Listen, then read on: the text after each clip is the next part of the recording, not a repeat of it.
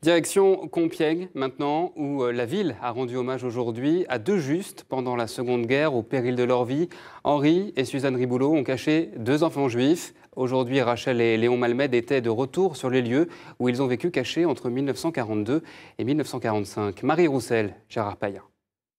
Chaque jour de ma vie, je remercie Dieu du courage qu'il a fallu à Henri et Suzanne Riboulot pour sauver deux enfants de leur mort certaine.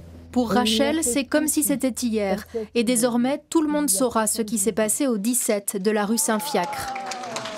Le 19 juillet 1942, à 5 h du matin, la police française arrête Chana et Srul Malmed, un couple juif d'origine polonaise.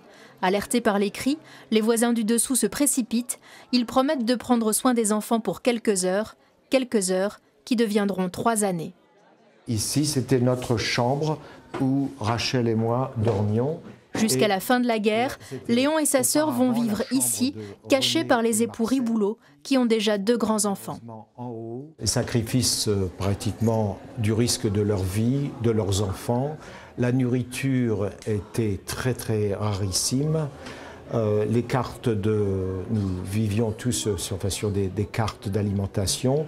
Rachel et moi n'avions pas le droit d'avoir des cartes d'alimentation puisque nous n'étions supposés pas exister.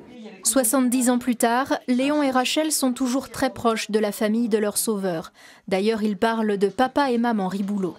De la minute que nous sommes rentrés dans leur maison, c'était exactement comme si elle venait de donner naissance à nous, ainsi que de leurs 2 fils qui avaient 17 ans et 19 ans. Et on était immédiatement comme frères et sœurs. À l'époque, même les voisins qui savaient ont gardé le secret. Léon Malmed. C'était une forme de résistance, discrète mais courageuse. En 1979, Israël a décerné la médaille des Justes à Henri et Suzanne Riboulot.